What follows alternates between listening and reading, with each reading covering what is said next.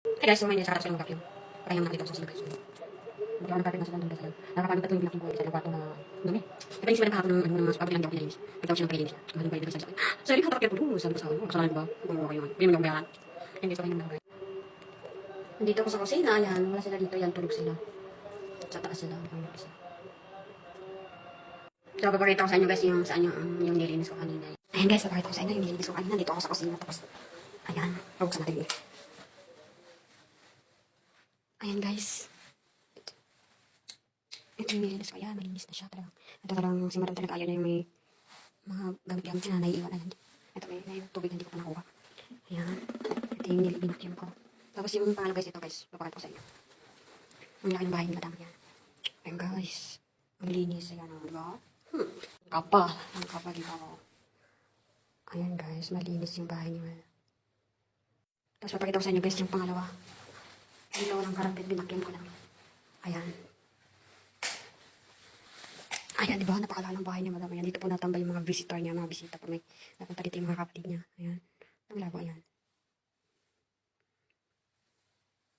Hindi ko po siya araw-araw nililinis. Siguro sa isang linggo, ano ko lang, naglilinis na ako dito ng 2 beses. At malinis naman siya, ayan. Ayan, yan na.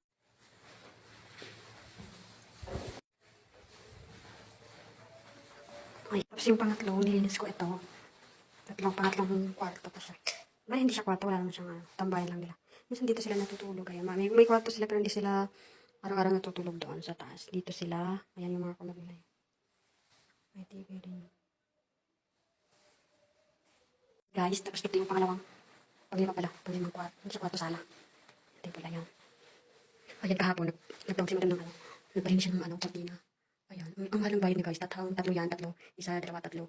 Mali, 500 sa, laki diba sa Pilipinas, ano din yun? Ano nga, 500 sa, or 8,000, oh my gosh, anak ko na lang Madam. Ayan, yun nilinis kahapon. Ayan, dito. Ang ganda ng bahay ni Limang Box. Tapos ito naman sa taas yan. Bali sa taas, bali 5 kwarto sa taas, 5. Tapos meron pa siyang 3rd floor. Budiga na siya. Yung lagayan ng mga, hindi na nila ginagamit na damit, yung mga gamit. Tapos ayan guys, dito naman yung kusina dito. Ito yung kusina, ayan. At yung gamit ko. Ang nililisip ko yun namin. Tapos dito ako nagluluto, ayan. Yes, ang hirap talaga maging kasama guys. Ako lang talaga mag-isa, wala akong kasama. Pero okay din nga wala akong kasama guys kasi mahirap din kasi yung walang kasama. Ay hindi, may kasama pala. Sorry, yung may kasama pala kasi pag may kasama kayo nagtuturuan kayo, sino yung mauna, sino yung magunang maglinis, sino yung linis niya, ganun, tapos mag-aaway-aaway pa, diba? Kasi ito guys, iba lang ng third floor ha. Nililinis ko lang siya in 2 hours lang siya, 2 hours. Pinakamatagal 3 kasi gumigising ako ng 10 AM ng umaga tapos pagdating ng alas 11:30 o nagluluto pa ako niyan, mga 12 tapos na ako. Wala pang 12 tapos ko na siyang nililinis. Kaya nagluluto ako tapos pag-ulis. Siyempre nakaso sila Madam tapos pag uwi nila mga 12:15, kakain na sila. Pagkatapos kumain mga 12, mga 2 PM na, tutulog na sila. Tapos ako tutulog na rin ako. Di ba? Hindi ako natambay dito guys. Doon ako natambay sa kwarto ko kasi wala na akong ginagawa.